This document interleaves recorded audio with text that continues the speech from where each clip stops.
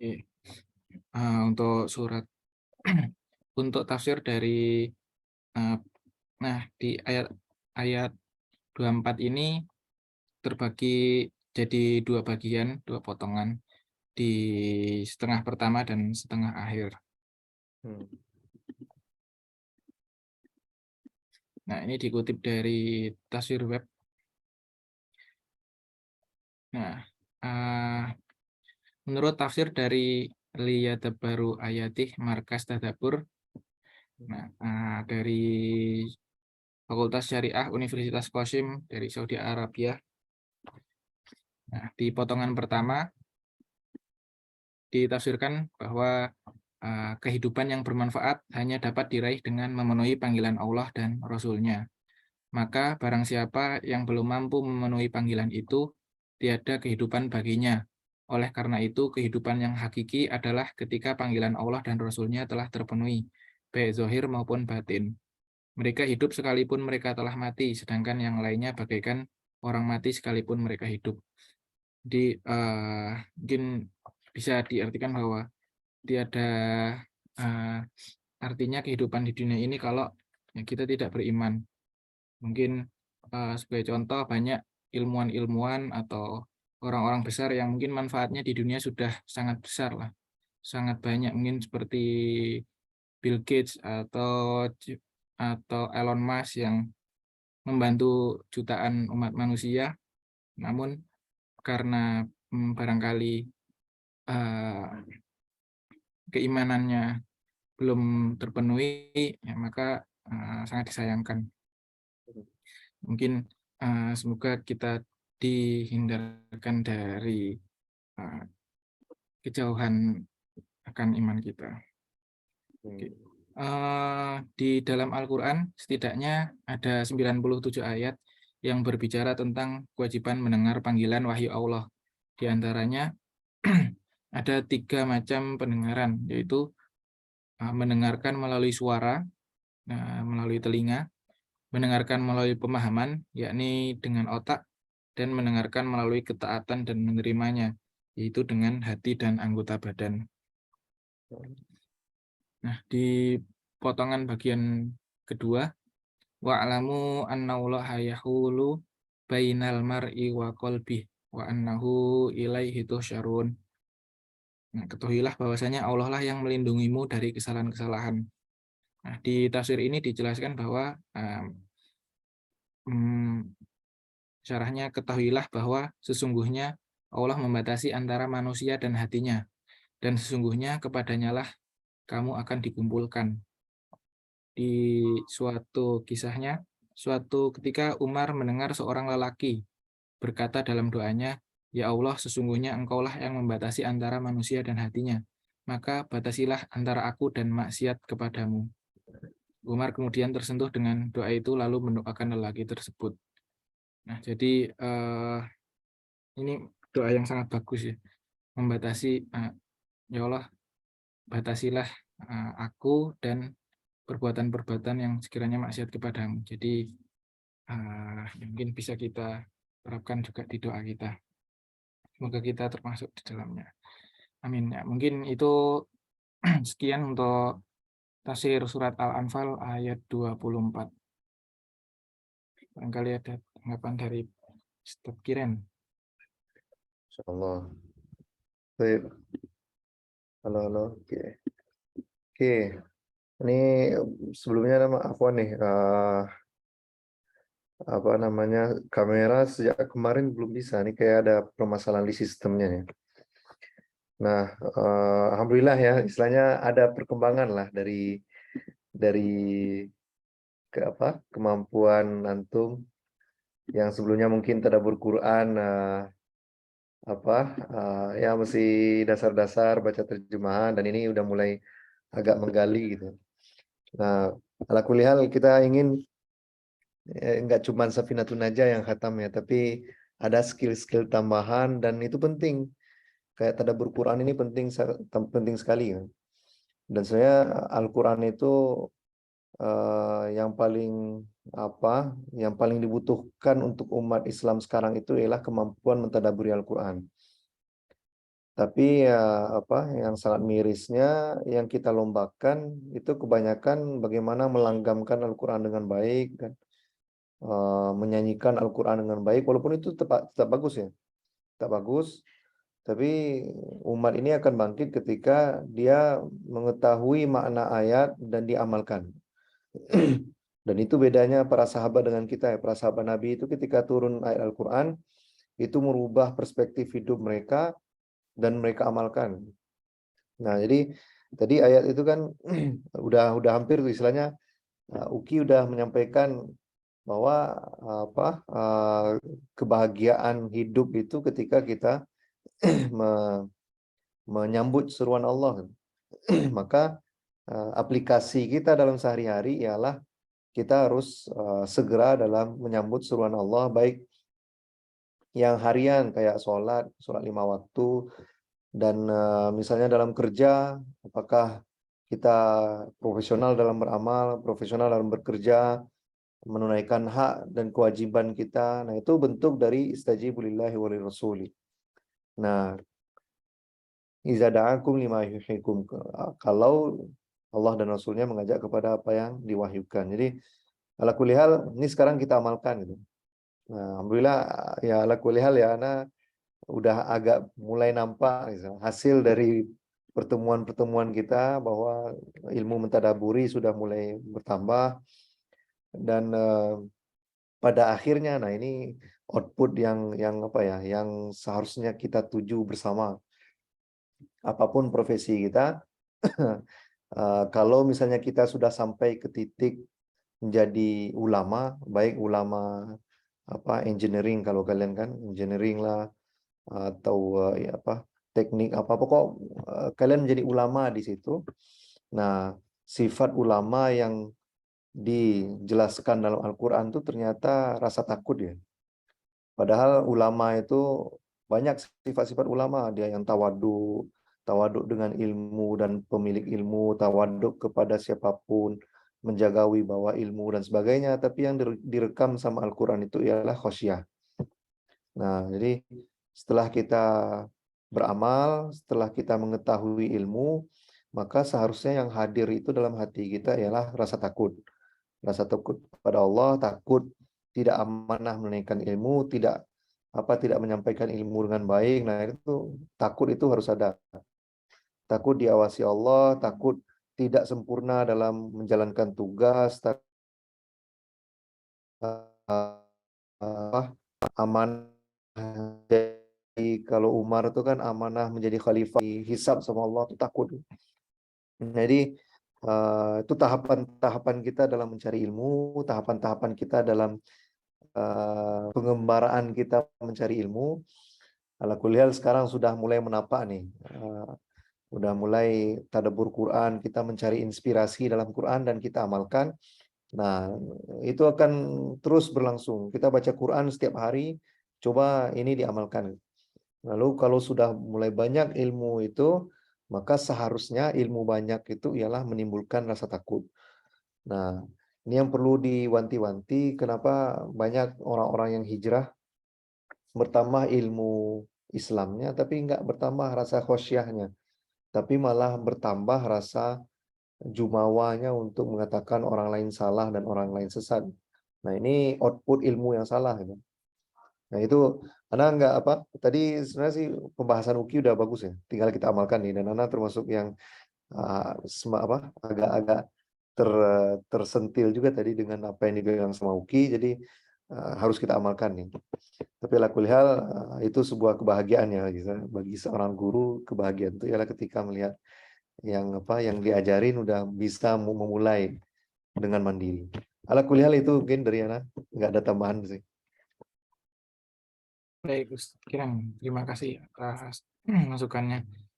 Eh, Berikutnya kita lanjutkan tadabbur Sirah Nabawiyah yang akan diberikan oleh Saudara Arkan.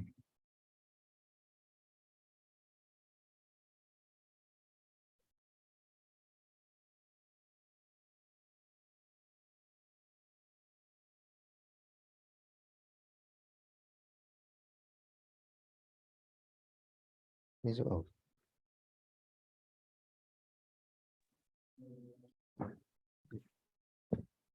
Oke, Bismillahirrahmanirrahim. Assalamualaikum warahmatullahi wabarakatuh.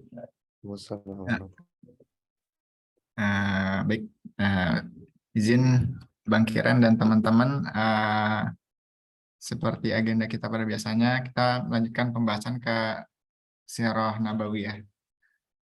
Di pembahasan pada malam hari ini, melanjutkan pembahasan sirah yang sebelumnya yang telah disampaikan oleh Uki, yaitu tentang hijrahnya, kalau nggak salah ya, hijrahnya Rasulullah SAW dan Abu Bakar dari Mekah menuju Madinah.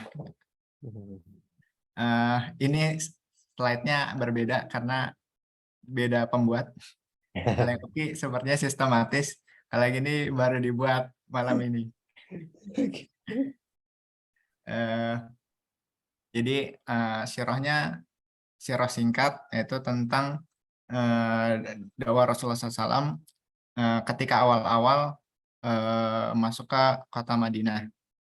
Dan referensinya ini diambil dari yang disarankan oleh Bang Kiran, yaitu Sirah Nabawinya dari Syekh Said Ramadan Al-Buti.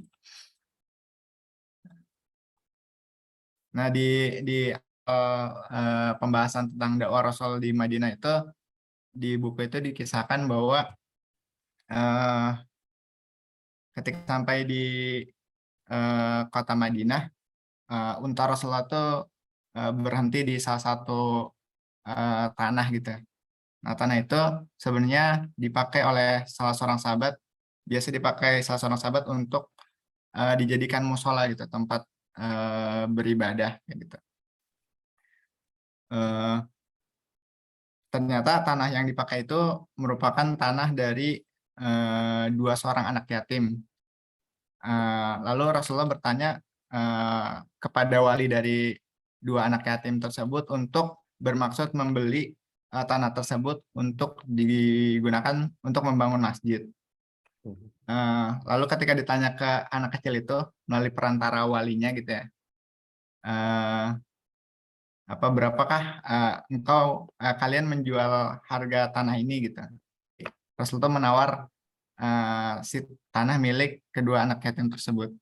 Lalu kedua anak yatim tersebut berkata, lebih baik saya wakafkan saja di jalan Allah kayak gitu.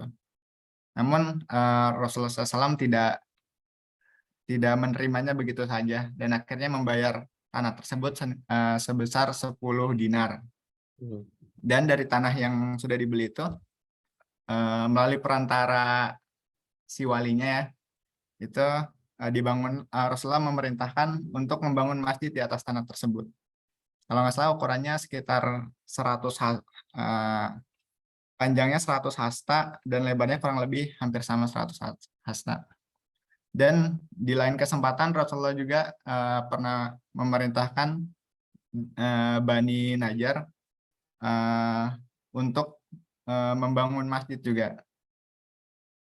Jadi ada dua kisah di Sirah Nabawiyah tersebut yang isinya adalah perintah Rasul ketika awal-awal dakwah di kota Madinah itu untuk membangun masjid.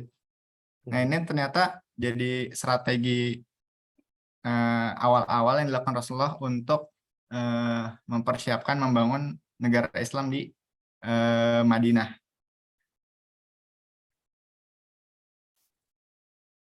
Nah, di buku tersebut dijelaskan ada tiga cara strategi dakwah yang dilakukan Rasulullah SAW ketika ingin membangun negara Islam di Madinah itu, atau negara Madinah gitu ya. Yang pertama bangun masjid. Menurut Syekh Ramadan Al-Buti ini, salah satu ibroh kenapa Rasulullah SAW memerintahkan untuk membangun masjid itu karena Islam itu butuh sebuah wadah gitu kurang lebih, butuh sebuah tempat, butuh sebuah sistem yang rapih, kokoh, apik, dan lain sebagainya. Dan itu tuh nggak bisa terwujud tanpa didahului dengan adanya masjid gitu. Hmm. Karena tidak akan tumbuh kesadaran gitu di kalangan kaum muslimin ketika ya nggak ada sistem yang menaunginya, sistem yang jelas. Jadi masjidnya jadikan sebuah sistem gitu yang mengatur syariat secara keseluruhan. Nah, terus lanjut dulu yang kedua itu, strategi yang kedua itu adalah tentang mempersaudarakan kaum muslimin, yaitu dari kaum muhajirin dengan kaum ansor gitu ya, yang merupakan pendatang dan juga penghuni penduduk asli kota Madinah gitu ya. Ini ada beberapa contoh sahabat yang dipersaudarakannya, dan mungkin kita yang paling ingat itu adalah kisah persaudaranya Abdurrahman bin Auf dan Sa'ad bin Robi gitu. Tadi ini untuk yang pertama, untuk strategi membangun masjid itu sebenarnya yang ingin Rasulullah SAW lakukan itu adalah membangun tentang nilai persamaan dan nilai keadilan sesama kaum muslimin dalam segala aspek kehidupan. Menurut Syekh Said Ramadan Al-Buti bahwa bagaimana mungkin kita tuh bisa punya nilai persamaan atau nilai keadilan kalau kaum muslimin aja tuh nggak pernah bertemu gitu setiap harinya. Maka dengan adanya masjid, adanya kewajiban kita melaksanakan sholat 5 kali sehari, itu tuh semakin sering bertemu, maka nilai-nilai persamaan, nilai-nilai keadilan itu akan tumbuh gitu. Nggak pandang jabatan, nggak pandang suku, nggak pandang ras gitu. Tapi ketika sholat di dalam masjid, itu tuh semua setara, nggak ada yang dibeda-bedakan. Kalau yang datang duluan ya safnya di depan gitu, yang datang di belakang safnya di belakang. Walaupun dia misalkan punya jabatan yang lebih tinggi dan lain sebagainya. Terus ibroh yang kedua tentang mempersaudarakan kaum muslimin itu adalah tentang menumbuhkan rasa kasih sayang dan persaudaraan gitu. Tapi kasih sayang dan persaudaraannya ini diutamakan lebih pada asas akidahnya gitu. Jadi yang dipersaudarakan itu ya antara kaum muslimin dan kaum muslimin gitu. Tidak mempersaudarakan kaum muslimin dengan misalkan penduduk Madinah tapi yang bukan muslim gitu.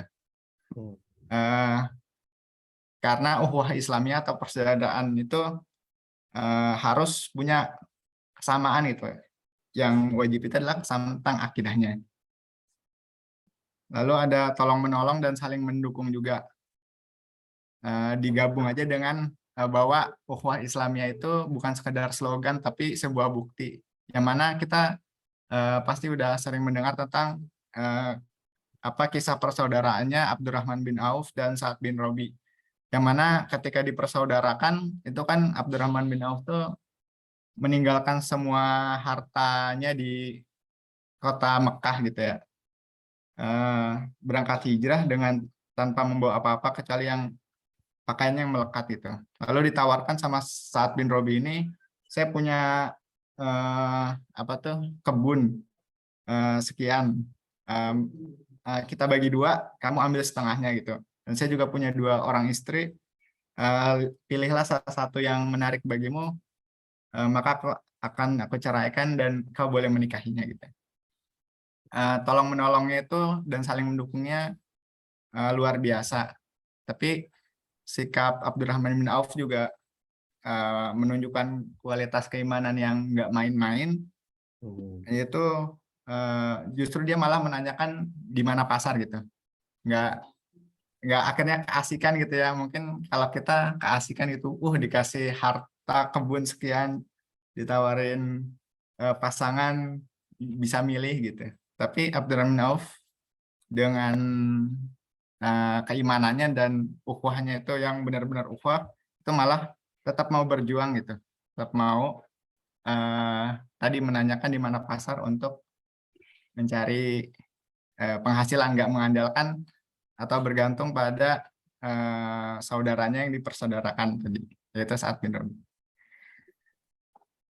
Kurang lebih cukup sekian dulu. Ada sebenarnya strategi yang ketiga, tapi dirasa pembahasannya cukup panjang, itu tentang eh, membuat perjanjian antara kaum muslimin yang ada di Madinah pada saat itu dengan orang-orang di luar Islam yang ada di Madinah. Ini mungkin kaitannya dengan perjanjian-perjanjian damai kayak gitu. Jadi karena belum sempat terbaca sebenarnya, belum sempat terbaca, dan sepertinya pembahasannya cukup panjang, jadi dicukupkan sekian dulu. Mohon maaf apabila ada kesalahan dan kekurangan. Dikembalikan ke Uki dan mungkin Bang Kiran ada koreksi atau tambahan. Insyaallah. Khair. Tadi ya malah itu bingungnya kan, ini kok nggak ada poin ketiga nih yang masalah perjanjian dengan orang Yahudi itu. Nah itu mungkin pembahasan minggu depan ya, jangan sampai kelewat. Nah itu kunci juga dalam memahami Islam. Orang kalau baca Al-Quran tanpa dia mengetahui fenomena yang pernah terjadi di zaman Rasulullah tuh pasti itu agak-agak ekstrim kemana gitu. Karena di Al-Quran tuh qatilul musyrikina ya ayuhan nabi jahidil kuffar wal munafiqin waghluz alaihim, berperanglah kamu terhadap orang kafir dan orang munafik. Wah, itu kan keras tuh. Tapi kalau dia nggak pernah belajar sirah, jadi dia lebih semakin radikal lagi kan. Tapi coba dia belajar sirah, dia memahami ayat itu pada tempatnya. Atau ya seperti contoh yang sudah Anda sampaikan di awal-awal ya. Orang seakan-akan mengatakan Nabi Muhammad itu orang yang sabar, rahmah, apalagi namanya memaafkan gitu kan. Tapi dia nggak pernah belajar nanti di sirah juga. Kita Nabi Muhammad itu pernah memenggal semua laki-laki. Nah itu nanti hubungannya sama poin ketiganya rekan tadi. Nanti ketika Bani Quraisyah itu tidak mengikuti tidak setia dengan perjanjian, nah itu hukumannya dibunuh semuanya kan. Nah, mana nih sifat kasih sayangnya Rasulullah? Mana nih kisahnya Rasulullah nyuapin orang Yahudi buta gitu. Nah itu banyak nih istilahnya, kalau kita nggak belajar sirah dengan lengkap, timbullah sifat-sifat yang seakan-akan toleran padahal itu nggak ada dari Islam, atau seakan-akan nih sangat Islami tapi radikal sekali. Jadi itu pentingnya kita belajar sirah. Nah, kalau kuliah nih ini sebuah simbol, bukan simbol sih tapi bukti ya. Ini sangat penting nih digarisbawahi, yang bukan sekedar slogan tapi bukti.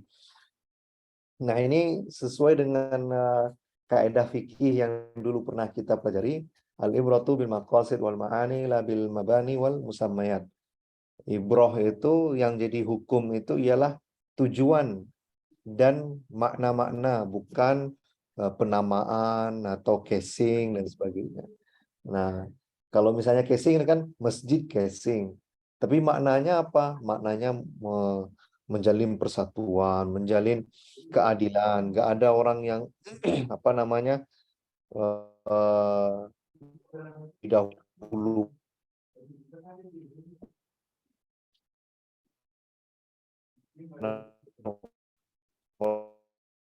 sedangkan yang orang miskin di belakang.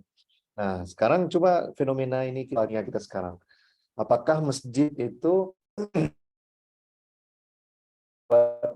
keadilan nggak di tengah masyarakat? Nah, istilahnya, apakah fungsi sudah membuat warga itu bersatu, atau semakin kuat ukhuwah Islamiyah, atau malah sekarang sesama penghuni masjid itu saling membid'ahkan atau saling menyesatkan kan? Nah, jadi ya kalau kita tahu dengan sirah Nabi ini, kita bisa identifikasi mana yang bukti, mana slogan, mana yang tujuan, mana wasilah. Sekarang banyak nih, dia sibuk dengan penampilan, tapi esensi ada. Nah, kayak ya, ini mohon maaf saja kalau ada yang tersentil atau sebagainya. Dia sibuk yang jenggot, berpakaian Islami, tapi esensi Islam itu nggak dapat deh. Esensi Islam itu apa? La yu'minu ahadukum hatta yuhibba li akhihi ma yuhibbu li nafsihi. Tidak beriman kalian, belum sempurna iman kalian kalau belum mencintai saudara kalian seperti mencintai diri sendiri. Nah ini gimana nih, dia udah berjenggot, pakai baju putih, pakai peci, tapi itu ukhuwahnya kan. Jadi dia hanya fokus dengan bentuk, dengan casing, sedangkan buktinya nggak ada. Nah itu, ini garis bawah yang dikasih sama Arkan tuh penting. Nah sekarang kalian silahkan jadi profesional, tapi bukti kita sebagai Muslim itu apa? Profesional, jujur. Kalau deadline-nya segini ya kerjakan segitu. Kalau project kalian yang nilainya 1 triliun itu diminta selesai sama presiden tanggal segitu selesai. Lalu speknya nggak ada yang dikurangin, kan. Bikin jalan tebalnya ya berapa? 30 cm gimana gitu ya. Nah, itu 30 cm nggak ada dikurangin gitu. Itu bukti kalian Muslim, bukan waktu kerjain proyek tuh manjangin jenggot atau itu enggak. Jadi jangan sampai terjebak dengan simbol-simbol, padahal dia ada bukti bahwa dia itu Islam. Nah, ini untuk awal-awal ya. Jadi kok bisa tuh dapatkan naskah Piagam Madinah itu dan lihat preteli itu. Ini lihat bagaimana yang founding fathers dan sebagainya gitu. Ala kulihal itu mungkin ya. Sudah ya, alhamdulillah semakin berkembang juga pembahasan sirah kita. Dan itu ilmu yang harus dimiliki. Ya, mana tahu nanti jadi penceramah di tempat masing-masing, di komplek mewah masing-masing ya kan, kalian nanti insya Allah jadi orang sukses, tinggal di perumahan-perumahan elit di Pondok Indah gitu kan. Nah, yang isi masjidnya nanti kalian insya Allah. Nah, karena tadi kita sudah bahas, langsung aja ya, langsung materi. Kita sekarang bahas tentang sholat Jumat nih. Nah, ini boleh share screen ya, Arkan. Oke. Nah, jadi sekarang nih kita akan bahas tentang sholat Jumat, dan ini setelah ini insya Allah kalian sudah siap untuk jadi khotib Jumat ya. Karena kan materinya udah tadabbur Quran,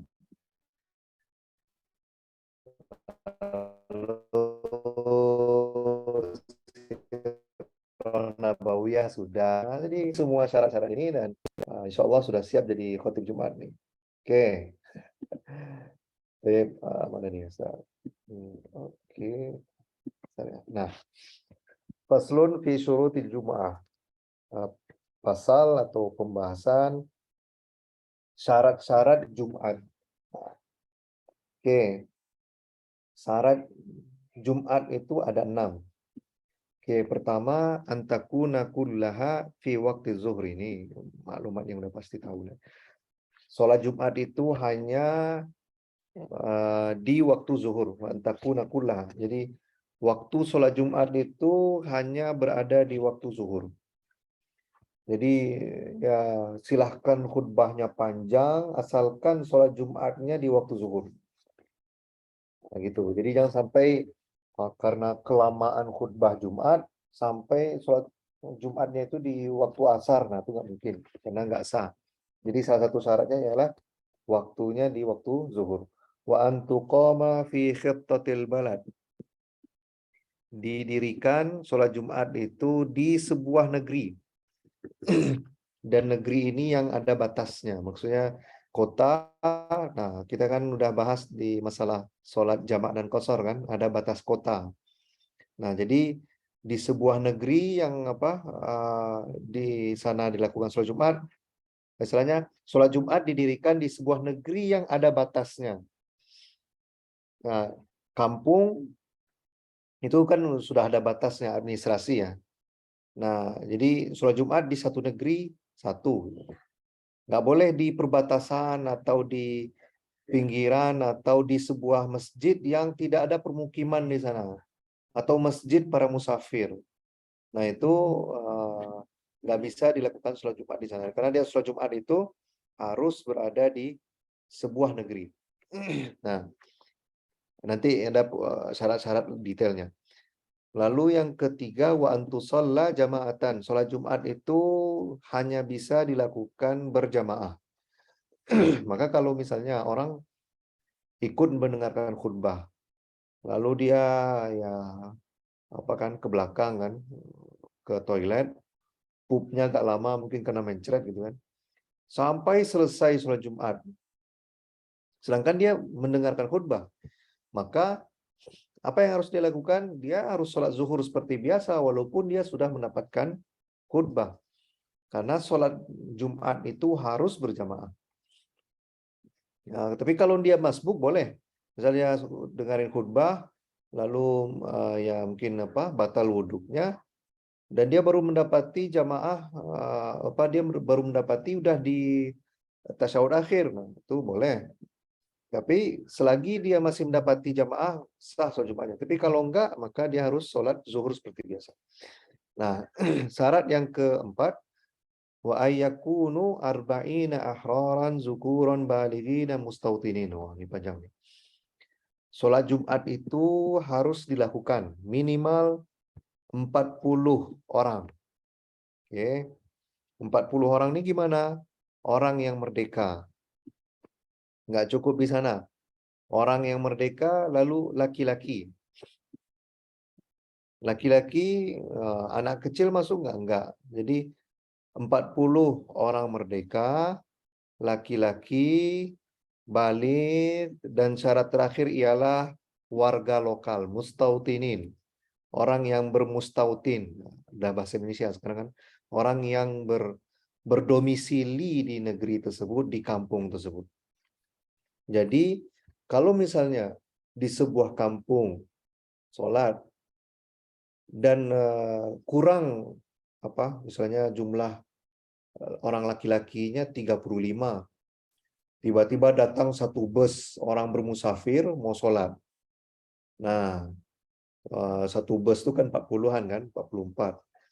Akhirnya 70 orang di masjid itu. Apakah sah sholat Jumatnya? Enggak sah. Kenapa? Karena sholat Jumat itu harus dilakukan oleh 40 orang minimal, merdeka, laki-laki, baligh, dan orang penduduk setempat. Orang yang berdomisili di sana. Nah, ini ya sebenarnya ini syaratnya Syafi'i dan diambil dari ketika Rasulullah berkhutbah di surat Jum'ah itu kan, ada yang membuat para sahabat itu bubar. Itu kalau nggak salah ada barang dagangan ya. Nah, ketika ada barang dagangan yang datang, bubar tuh sholat Jumat para sahabat itu. Padahal Rasulullah lagi khutbah, bayangin tuh. Nah, itu Jabir bin Abdullah menceritakan yang tersisa di Masjid Nabawi mendengar khutbah Rasulullah itu hanya 40 orang. Nah, dengan hadis itu diambil oleh mazhab Syafi'i bahwa sholat Jumat tetap berlangsung kalau yang mendengarkan khutbah itu minimal 40 orang. Sedangkan di mazhab lain ada tuh yang bahkan 2 orang aja cukup dan sebagainya. Tapi kita masih belajar mazhab Syafi'i dulu ya. Jadi kriterianya ialah 40 orang merdeka, laki-laki, baligh, dan warga tempatan atau warga lokal, orang yang tinggal di daerah tersebut. Nah, lalu syarat kelima, wa alla tasbiqaha wa la tuqarinaha jumu'atan fi tilkal balad. Nah, ini syarat yang agak susah dilakukan zaman sekarang. Tidak boleh ada sholat Jumat sebelum itu atau yang menyamainya yang serentak di sebuah negeri. Jadi sholat Jumat di satu kampung hanya boleh ada satu sholat Jumat. Nah, ini agak susah. Dan itulah kenapa sekarang pun udah ada aturan Kemenak kalau salahnya. Ada definisinya masjid agung, ada masjid raya, ada masjid jami. Nah, masjid-masjid yang lain. Nah, aslinya kalau yang di kampung-kampung mungkin yang masih merawat tradisi ini, sholat Jumat itu hanya bisa dilakukan di masjid jami atau masjid raya. Nah, sedangkan yang masjid-masjid di dusun-dusun yang lain itu nggak bisa melakukan sholat Jumat, harus pergi ke masjid pusatnya gitu. Nah, karena syarat yang dibuat oleh penulis Safinatun Najah ini, dan ini diterapkan di Indonesia. Tapi sekarang semakin banyak masjid, satu pesantren bikin masjid, satu yayasan bikin masjid, satu ormas bikin masjid. Nah, ini akhirnya terjadi. Akhirnya karena banyaknya sholat Jumat, khotib Jumat ini bilang, wah ini sesat, wah, dan sebagainya. Yang lain bilang juga begitu. Nah, akhirnya nggak terjadi persatuan di tengah umat. Jadi sebenarnya aslinya sholat Jumat itu harus terpusat. Nah, minimal satu kampung, di satu kelurahan, atau di satu RW, ada satu masjid, dan minimal itu udah 40 orang, berarti 40 kakak lah ya minimal ya. 40 kakak di sebuah daerah tersebut, baru ada masjid. Jadi kalau misalnya kalian jadi pemerintah, nanti jadi wali kota, jadi lurah, camat, maka izin untuk bangun masjid itu minimal diajukan oleh 40 kepala keluarga gitu. Karena itu syaratnya sebenarnya. Dan Nana menemukan beberapa kampung yang itu satu kampung nggak banyak. Pernah Nana hitung kan. Ya kita diundang khutbah Jumat kan. Kita hitung tuh jamaah nggak sampai 40 orang. Ana tetap khutbah untuk menjaga hati jamaah. Tapi setelah itu Ana sholat zuhur. Karena nggak sesuai jumlahnya, dan ini wallahu alam bisa jadi kampung itu udah ada 40 orang laki-laki balik merdeka dan domisili di sana, tapi mungkin laki-lakinya nggak sholat Jumat atau pergi kemana dulu dan sebagainya. Nah, ini tanda-tanda kampung yang udah dikuasai sama setan gitu. Jadi ala kulli hal ini syarat yang yang dibikin sama mazhab Syafi'i, walaupun ini bukan 100% harus ada gitu ya. Mazhab itu bukan agama, jadi mazhab itu hanya bagian dari pendapat para ulama, tapi agar tertib di menjalankan agama itu perlu iltizam atau komit dengan satu mazhab dulu. Lalu wa ayyataqaddamaha khutbatan, harus ada didahului dengan 2 khutbah. Itu syarat sholat. Oke. Oke. Itu pembahasan fi syurutil Jum'ah. Nah, sekarang rukun dari khutbah. Nah, ini perlu harus kalian kuasai ini. Insyaallah bisa setelah ini jadi khotib Jumat. Oke. Nah, fi arkanil khutbatain. Rukun-rukun 2 khutbah. Rukun khutbah itu ada 5. Nah, ingat-ingat ya. Sebenarnya sih kalau sering mendengar khotib Jumat itu saya udah otomatis kita tiru aja tuh udah terpenuhi semua rukun. Tapi ini agar kita lebih kenapa ini sering diulang-ulang khotib Jumat? Nah, inilah alasannya. Karena dia rukun. Pertama, rukun pertama dari khutbah itu ialah hamdulillah fihima. Harus mengucapkan alhamdulillah, dan itu harus ada di kedua khutbah. Jadi alhamdulillah atau innal hamdalillah atau alhamdulillah bi ni'matihi tatimmu itu variasi saja. Tapi kalau kalian mengucapkan alhamdulillah saja nih, dan itu ada di 2 khutbah, itu sah. Oke.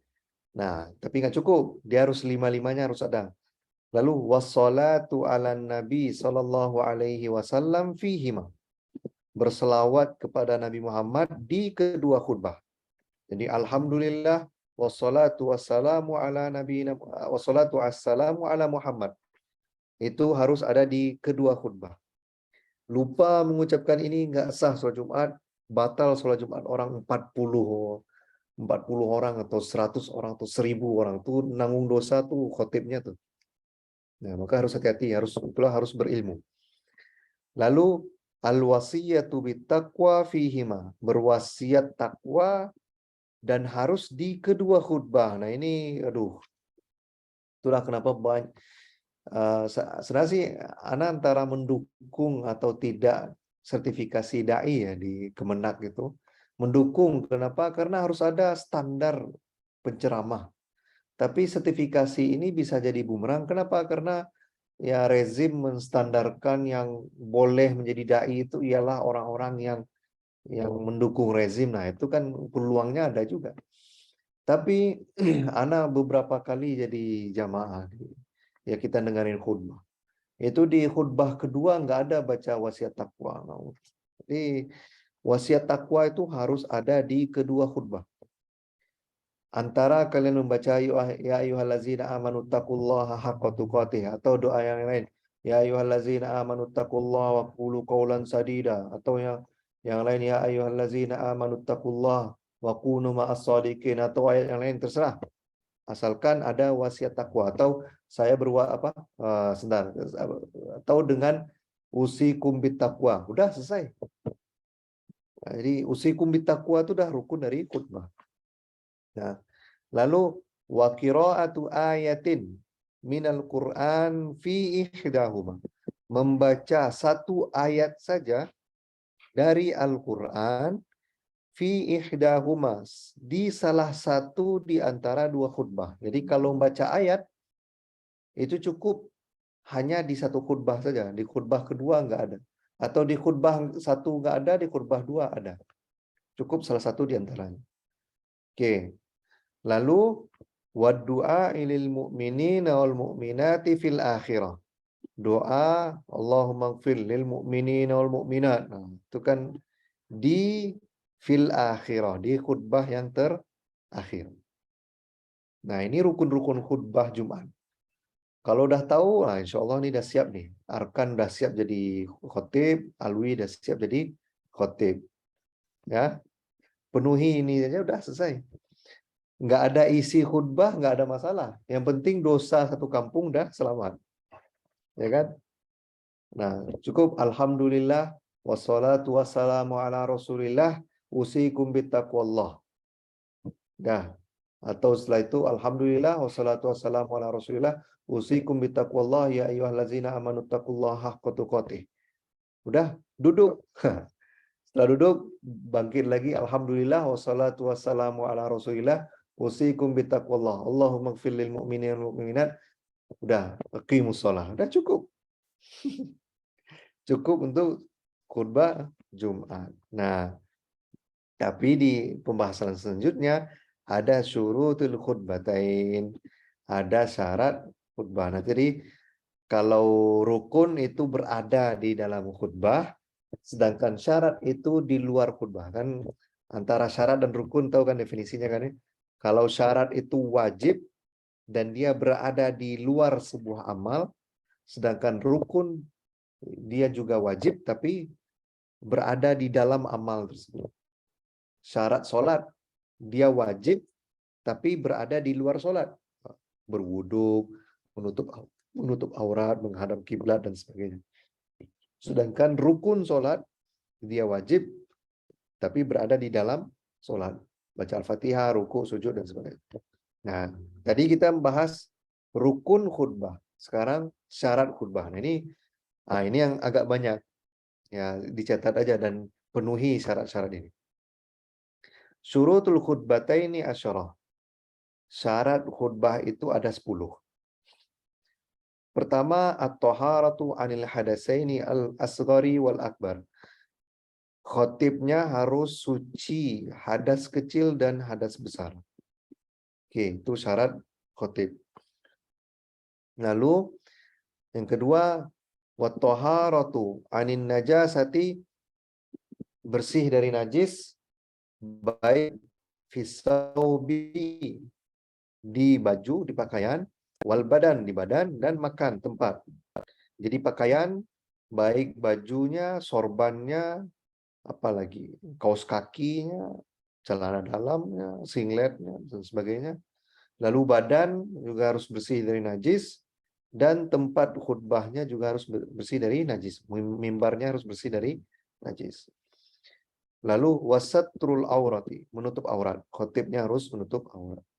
Wal qiyamu 'alal qadir, berdiri bagi yang mampu. Jadi khutbah Jumat itu harus berdiri bagi yang mampu. Tapi kalau dia nggak bisa berdiri, nggak ada masalah. Wal julusu bainahuma fawqa tuma'ninatis shalah. Harus ada duduk di antara dua khutbah, dan itu durasi dari duduk itu lebih dari tumak ninahnya sholat. Tumak ninah sholat apa? Ada ingat tumak ninah sholat? Ayo, ini kita buka lagi nih. Tumak ninah sholat itu ialah apa? Tumak ninah sholat mana itu kemarin itu? Ada yang ingat lagi nggak? Berapa? Definisinya, Bang. Apa? Coba, Bang. Apa? Definisinya atau apa, Bang? Durasi tumak ninah. Subhanallah, Bang. Oke, subhanallah. Jadi cukup dengan minimal membaca subhanallah maka sudah cukup tumak ninah. Ya, subhanallah itu di bagian mana lupa juga. Di bagian tumak ninah, bagian sholat. Oke, jadi duduknya jangan tergesa-gesa juga. Duduk minimal subhanallah lalu berdiri. Itu paling minimal ya, tapi aslinya baca qul huwallahu ahad surat Al-Ikhlas. Minimal. Oke. Jadi harus ada duduk di antara dua khutbah, paling minimal tumak ninah. Lalu wal muwalatu bainahuma, harus ada istilahnya mualah nih harus beraturan dan harus ikut, nggak boleh terpisah di antara mereka. Jadi istilahnya khutbah 1 duduk dan khutbah 2 itu nggak boleh ada dipisah dengan aktivitas yang lain. Nah, misalnya khutbah pertama, lalu duduk di antara dua khutbah. Tiba-tiba dia nerima telepon. Nelpon lama lagi, habis itu naik ke khutbah 2. Nggak boleh. Nggak boleh ada aktivitas yang lain yang memotong antara 3 kegiatan ini. Khutbah 1, duduk di antara dua khutbah, dan khutbah kedua.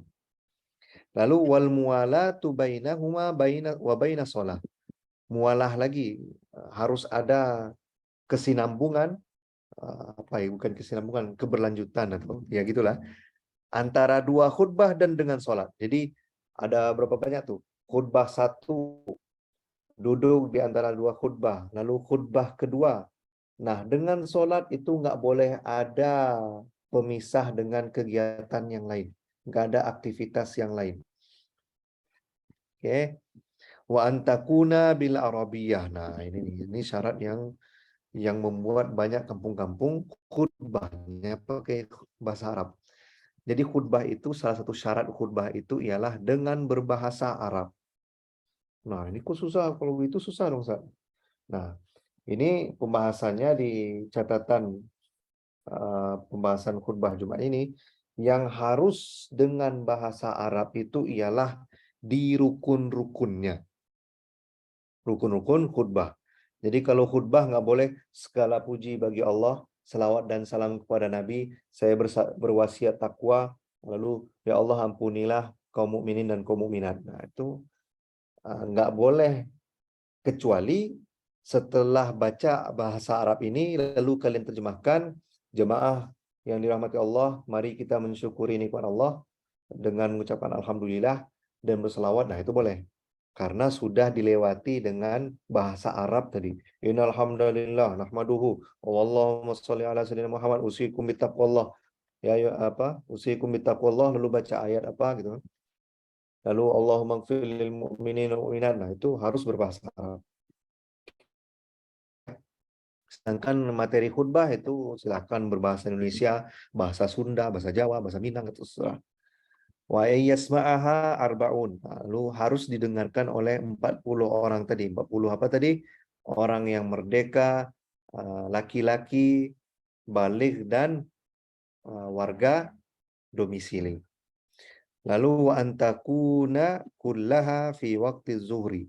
Semuanya harus berada di waktu zuhur. Nggak boleh khutbah Jumat berada di waktu asar atau melebihi waktu zuhur dan sebagainya. Oke, sini oke lah ya. Berarti cukup 2 antara rukun dan syarat ini kalian penuhi, insya Allah sudah siap jadi khotib Jumat. Nah, siap ya. Uki siap ya, Uki. Jumat nanti. Nah, baik. Lanjut kita masih 30 menit lagi lah. Nah, selesai kita khutbah Jumat, lanjut kita ke masalah mayat.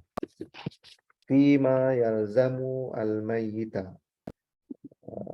Pembahasan tentang apa yang harus kita lakukan terhadap mayat. Ini sebenarnya informasi yang udah familiar sama kita, tapi ngulang-ulang lagi lah. Allazi yalzamu lil mayyiti arba'u khisalin. Yang wajib kita lakukan untuk mayit itu ada empat hal. Pertama, ghusluhu, memandikannya, wa takfinuhu, mengkafaninya, wa salatu alaihi, mensolatkannya, dan wa dafnuhu, dan menguburkannya. Nah, bacakan Yasin wajib nggak? Nah, itu sunnah saja. Jangan sampai wah baca Yasin seakan-akan wajib. Ya, jangan. Nanti menyusahkan masyarakat. Harus ada 40 hari, 7 hari nggak? Kalau di sini berarti nggak wajib ya. Dan kalau bisa budaya-budaya ini jangan sampai memberatkan orang yang lagi berduka. Memang ada budaya yang ya harus kita perbaiki dan ada yang boleh kita rawat. Kalau misalnya 7 hari, 40 hari dan sebagainya, kalau argumen orang Salafi bilang dia mengikuti orang Hindu. Ala kulli hal ya, kalau Anda nggak pernah mengamalkan 7 dan 40 hari ini, tapi sebenarnya argumennya ada.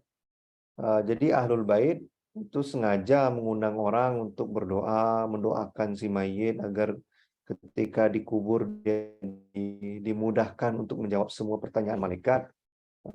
Lalu keluarga Ahlul Bait ini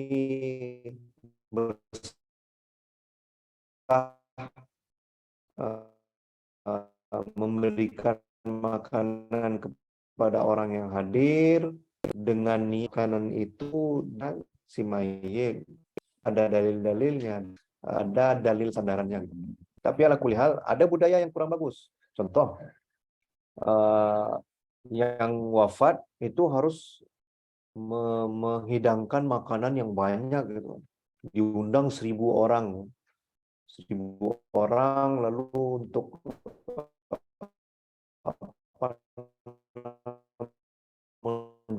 mendoakan ini.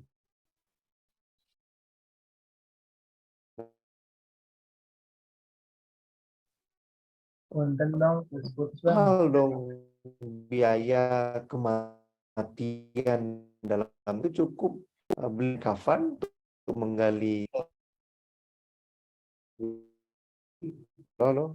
Jadi budaya buat mahal proses.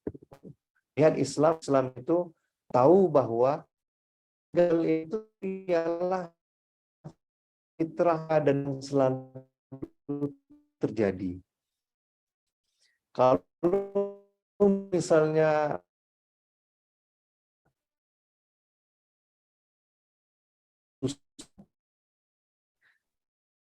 dan Bang Kiren, maaf bang, putus-putus bang. Alami syariat yang hilang sinyal ya? Ya bang, tadi putus-putus. Waduh, sorry. 2 menit terakhir. Eris dari Mas. Oke. Nah, jadi kalau misalnya Islam mensyariatkan, kalau misalnya ini masih kalau putus-putus langsung chat aja ya. Oke. Kalau misalnya syariat Islam bilang bahwa kalau orang meninggal harus peti mati, lalu harus pakai jas. Sedangkan orang miskin gimana beli jas? Jadi sangat sangat simpel dalam syariat Islam. Semua strata sosial bisa menjalankan syariat Islam ini. Bahkan presiden pun harus pakai syariat Islam ini. Nggak perlu dia pakai jas, nggak perlu pakai peti mati dan sebagainya. Gitu ya, lihat bagaimana syariat Islam itu memudahkan sebenarnya. Sedangkan budaya yang membuat kita agak sulit gitu. Nah, jadi itu, jadi memandikan, mengkafani, menyolatkan dan menguburkan. Nah, fi ghuslil mayyit, nah, memandikan mayat. Nah, ini sebentar, lihat saya tonton dulu nih. Fi ghuslil mayyit. Nah, oke. Nah, ini ada apalah? Ada beberapa hal yang perlu kita ketahui ya. Jadi kalau halo, ini oke ya sinyal. Oke. Kalau orang meninggal, maka ada sekitar 10 yang harus kita lakukan. 10, yes. Ya 10 yang harus kita lakukan kepadanya. Pertama, kalau orang itu meninggal, maka tutup dulu matanya, ditutup matanya. Oke. Lalu yang kedua, sendi-sendinya dilunakkan. Jadi sendi-sendi itu karena sakratul maut itu sangat berat. Nah, itu membuat badan mayit itu tegang, maka dibikin lentur. Jadi tangannya tuh digerak-gerakin, lalu tangannya pergelangan tangannya digerak-gerakin, kakinya lututnya digerak-gerakin gitu kan, agar lunak gitu. Lalu yang ketiga ialah hadapkan ke kiblat. Oke, jadi silakan atur kasurnya atau ya dipannya itu membuat si mayat itu menghadap kiblat. Lalu yang keempat ialah menutup mulutnya. Menutup mulut silakan ya dengan cara biasanya dililitkan kain bukan tali orang kalau beli paket kain kafan paketan itu sudah ada tali untuk mengikat dagu mayat itu agar tidak terbuka. Lalu yang kelima ialah membuka bajunya. Jadi membuka baju kalau untuk memandikan ya. Lalu yang keenam ialah haram. Nah, ini ingat ya. Haram menyentuh aurat dengan kulit. Misalnya kulitnya langsung. Tapi boleh dengan misalnya ada sarung tangan dan sebagainya. Nah, haram melihat aurat mayat. Walaupun dia sudah jadi mayat, tapi tetap haram melihat auratnya. Lalu ketika memandikan mayat ini harus ada kain penutup untuk bagian auratnya. Nah, dan aurat ini kan karena yang memandikan sesama jenis, maka berarti aurat sesama jenis kan. Kalau laki-laki kan aurat sesama jenisnya ialah dari pusar ke lutut. Kalau sesama perempuan juga pusar juga kan, dari pusar ke lutut. Karena sesama perempuan yang melihat. Jadi harus ada kain yang menutupi aurat mughalazah ini istilahnya. Gitu. Lalu yang tadi 7 ya, 8 harus membersihkan kotoran-kotoran, harus ditekan perutnya. Perutnya ditekan, keluarlah ya pupnya atau mungkin masih keluar air seninya, maka itu dibersihkan. Dan itu harus dibersihkan seperti mencebok biasa. Lalu 9 nanti mengganti dengan kain baru. Nah, cara mengganti dengan kain baru ini istilahnya letakkan kain yang baru, lalu letakkan kain baru di atas. Nah, kain basah tadi kan di bawah kan. Nah, kain bawah itu ditarik. Nah, nanti semoga semoga seharusnya kita ada kesempatan karena fardu kifayah ya. Jadi menyelenggarakan jenazah ini harus ada pengalaman hidup kita sekali dalam seumur hidup. Dan kalau bisa kita banyak mayat yang kita urus agar selalu zikrul maut kita langsung selalu ada gitu. Oke. Nah, fi ghuslil mayyit aqallul ghusli, minimal memandikan mayat itu ialah dengan ta'mimul badanihi bil ma', meratakan air ke seluruh badannya. Nah, jadi harus meratakan air itu paling minimal. Kalau misalnya tergesa-gesa atau dalam tekanan dan sebagainya. Paling minimal kita ratakan air ke mayat. Ratakan ini bukan dimasukin air ke gayung lalu diusap-usap, bukan, harus disiram air merata ke semua badan. Itu paling minimal. Wa akmaluhu, tapi yang sempurna lebih bagus ialah pertama ayyaksila sawataihi, membersihkan auratnya, bagian auratnya dan semua yang kotor-kotor dari sana. Lalu ya bersihkan yang bagian aurat, lalu bersihkan juga kalau masih ada pup yang tinja atau belum buang air sebelumnya, pipisnya dan sebagainya, bersihkan dulu. Lalu wa ayyuzila qazara min anfihi, bersihkan kotoran yang ada dalam hidung. Itu hidungnya harus dibersihkan, upilnya harus dibersihkan, tapi jangan sampai kasar juga ya, halus seperti biasa saja. Wa ayyuwaddi'ahu, lalu mewudukkan mayat ini. Lalu kita seakan-akan kita mewudukkan mayat itu. Tetap ya berwuduk seperti biasa, tapi kita yang mewudukkan mayat. Lalu wa ayyat luka badanahu bisidri, menggosok. Ini sebenarnya ya silahkan, zaman sekarang zaman dulu boleh diamalkan. Silahkan menggosok atau mengusap badan mayat ini dengan daun bidara. Nah, silakan ya, daun bidara boleh, daun bidara dengan sabun boleh. Kalau nggak ada daun bidara, ya dengan sabun boleh. Tapi kalau misalnya sekarang sudah ada paketan gitu ya, sudah ada paketan. Jadi kalau beli kain kafan itu sudah ada sepaket dengan daun bidara. Lalu wa ayyasubbal ma'a alaihi salasan, ya, menyiram air ke semua bagian tubuh itu 3 kali. Nah, jadi cara mandikan mayat itu seperti mandi wajib sebenarnya, paling mudahnya ya. Tapi dengan baik, nggak boleh mengkasari mayat. Ya, pertama ya kayak mandi wajib, di rambutnya dulu dibasahi sampai kalau bisa kulit-kulit kepalanya masuk, lalu tangannya dibersihkan, lalu wudukkan mayat itu. Nah, wudukkan mayat seperti wuduk biasa sampai kaki juga dibasuh. Nah, lalu sunnahnya mulai dengan bagian kanan dulu. Jadi siram bagian kanan badan mayat, kaki kanan mayat, semuanya. Lalu jangan lupa depan belakang juga basah. Setelah basah semuanya, lalu diusap dengan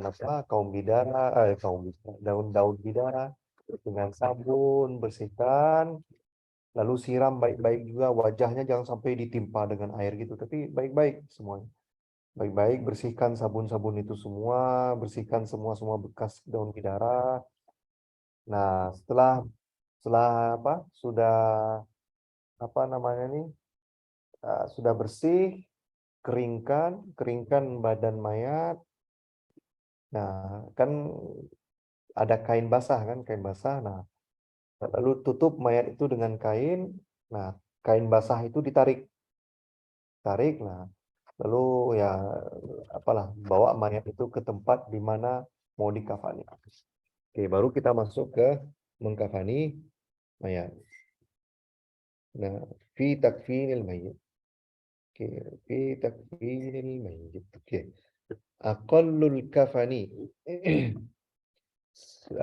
Paling sedikit kafan itu ialah 1 helai yang menutupinya.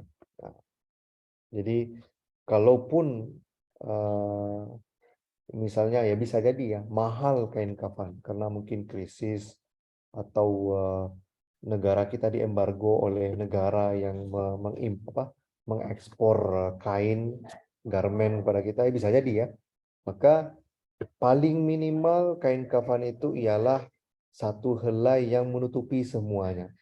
menutupi semua badan mayat, kepalanya tutup dan sampai kaki. Bahkan kan sahabat Nabi Mus'ab bin Umair itu kan nggak semua tubuhnya dikafani kan. Oke, wa akmaluhu lirijal. Nah, baru kita belajar ngomong tentang lebih sempurna. Bagi laki-laki salasu lafaif, 3 helai. Nah, 3 helai laki-laki. Jadi itu biasanya kalau misalnya garin masjid tuh udah tahu cara mengkafani mayat. Tapi kalau bisa kalian juga tahu juga cara mengkafani mayat. Sebelum memandikan mayat, kalian harus bikin juga tempat untuk mengkafani mayat. Bentangkan 3 helai itu, atau bukan bentangkan dulu. Letakkan tali-tali kain kafan itu di posisi nanti ada posisi kepala, posisi bahu, posisi perut, posisi lutut, dan posisi kaki. Letakkan tali-talinya dulu, misalnya bentangkan tali-tali. Nah, di atas tali-tali itulah baru dibentangkan kain kafan. Kain kafan 3 helai. Atau kalau perempuan berarti 5. Nah, setelah itu baru setelah diletakkan dibentangkan itu, baru letakkan mayat di atas kain kafan itu. Nah, cara mengkafani mayat itu per helai. Jadi setiap helai pertama tutupi badan mayat, pastikan istilahnya bagian kanan itu terkunci oleh bagian kiri, itu tuh seninya ya. Jadi bayangin aja istilahnya gimana cara bayangin. Jadi satu helai itu kalau bisa dia mungkin bagian kanan kain itu di ketiaknya mayat, lalu bagian kiri itu menutupi, atau bagian yang di dalam, bagian kanan yang di luar selatan. Pokoknya terkunci badan mayat. Nah, tapi tinggal biasa wajah itu nggak ditutup terlebih dahulu karena mungkin ya ahli bait masih mau mencium dan sebagainya. Nah, setelah itu baru lapisan kedua.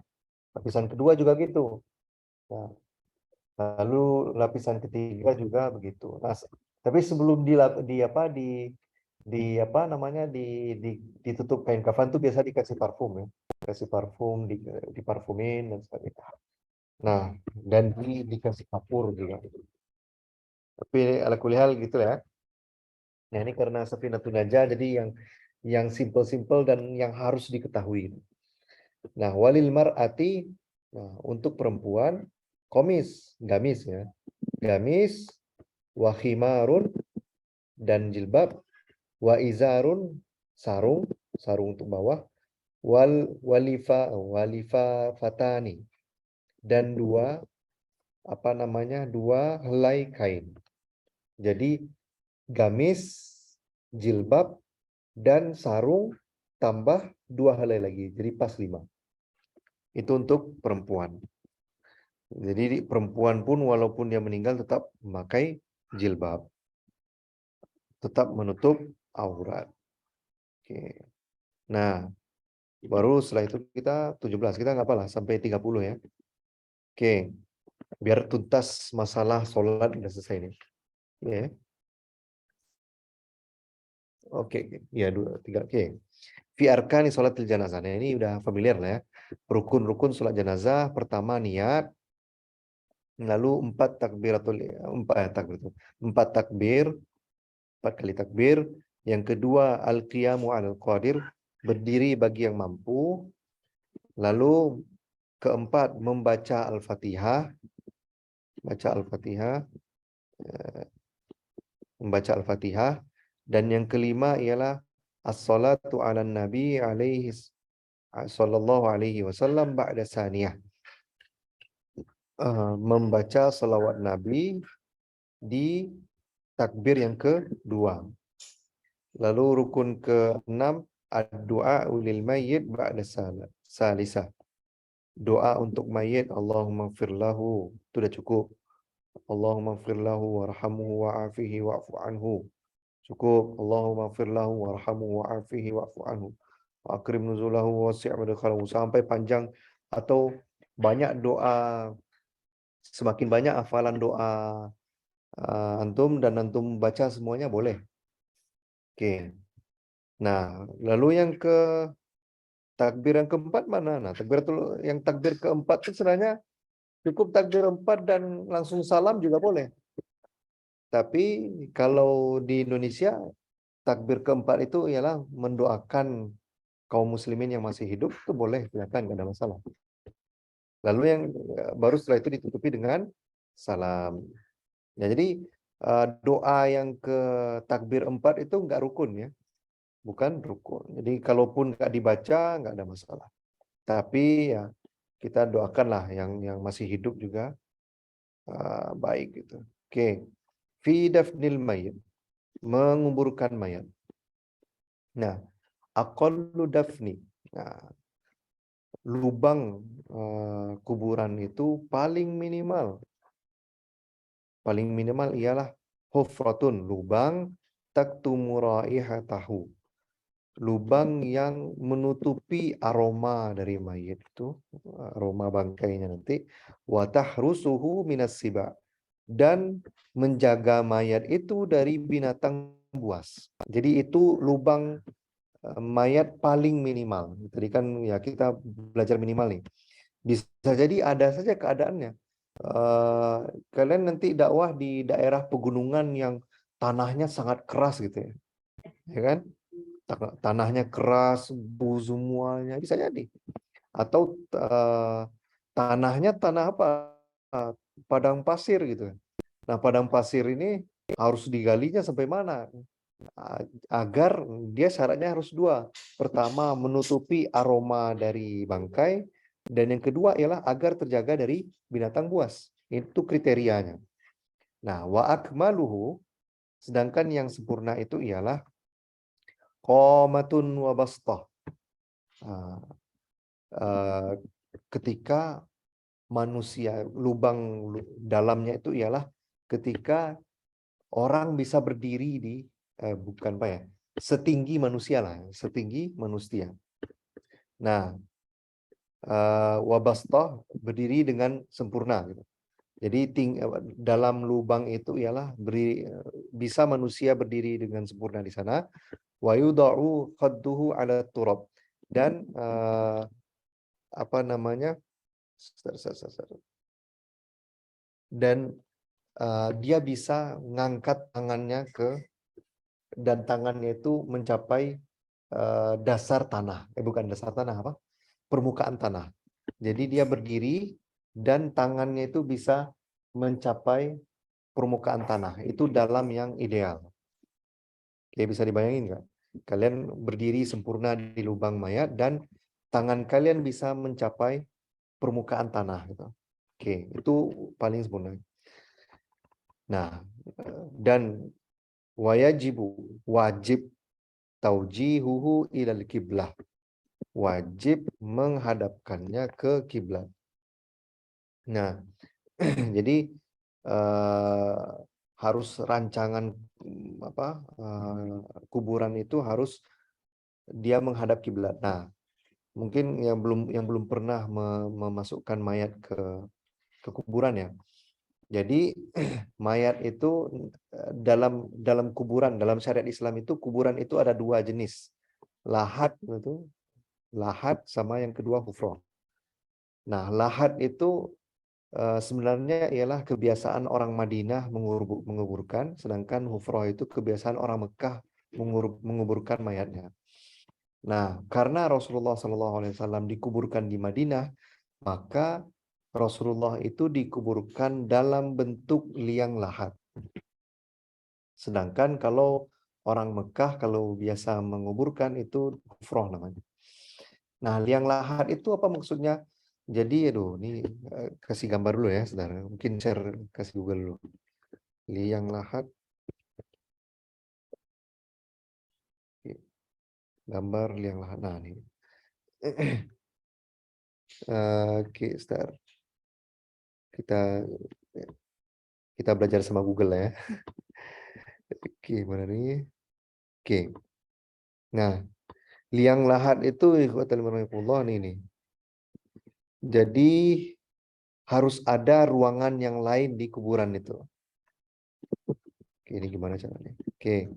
Nah, jadi ini lubang. Nah, dalam lubang itu kan ini dalam lubang. Berarti di sini manusia bisa berdiri dan tangannya bisa menyentuh permukaan. Oke.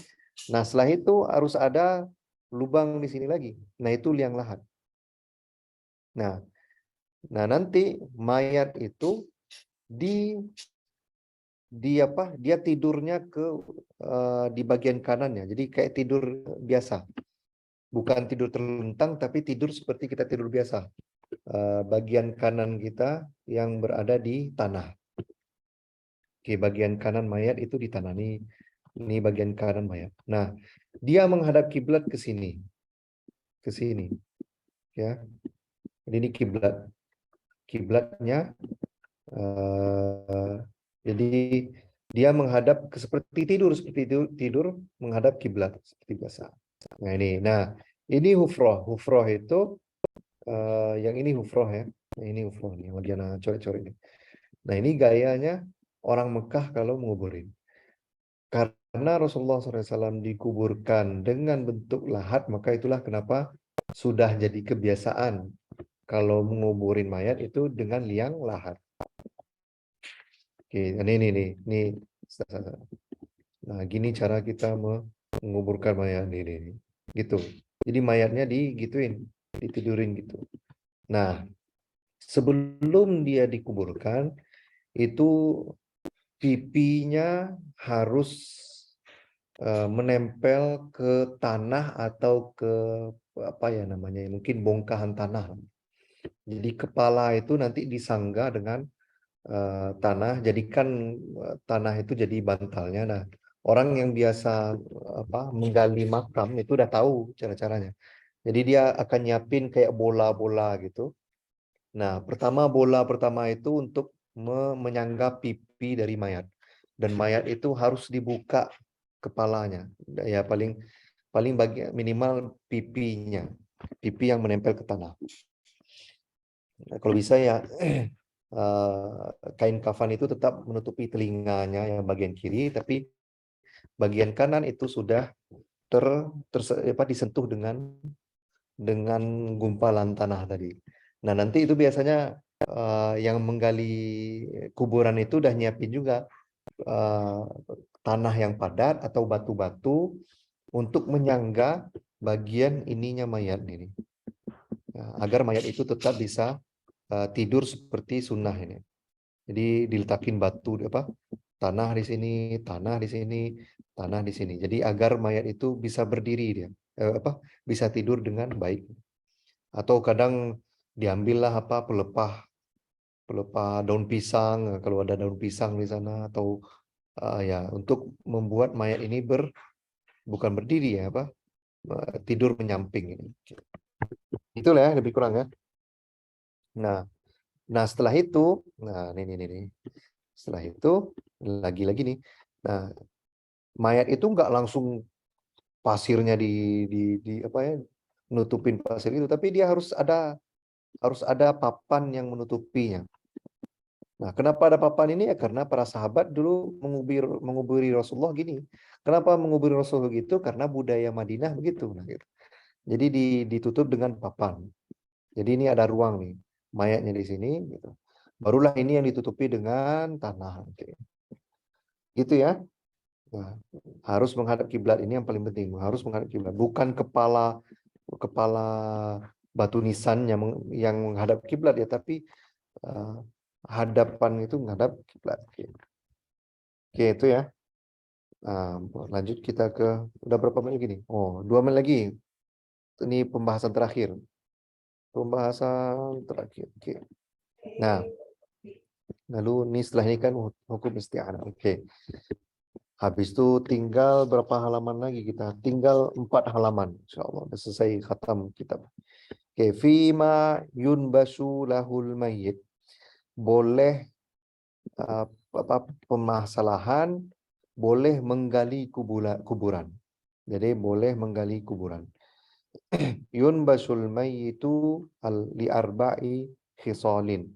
Boleh menggali lagi kuburan dengan 4 syarat, 4 keadaan. Jadi mayat udah dikuburin nih. Nah, boleh digali lagi kuburan itu dengan 4 syarat. Pertama, lil ghusli idza lam yataghayyar. Kalau ini nggak mungkin terjadi juga sih. Mayat lupa dimandikan.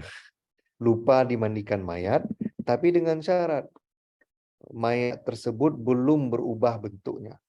Jadi mayat harus dalam keadaan masih utuh, belum mungkin belum dimakan cacing tanah atau gimana sebagainya. Pokoknya mayatnya masih utuh.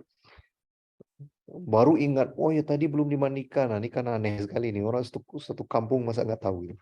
Jadi minimal gitu. Ini boleh dibongkar mayat kuburannya. Lalu wali taujihihi ilal kiblah.